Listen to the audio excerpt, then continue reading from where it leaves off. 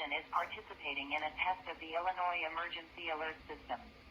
This system was developed to provide information to the public during emergencies. This was a test.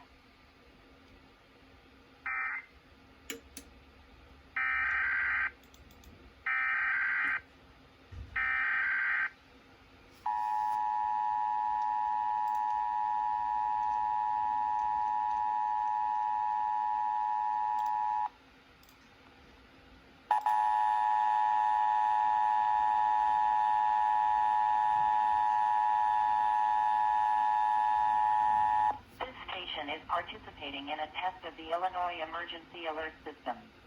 This system was developed to provide information to the public during emergencies. This was a test.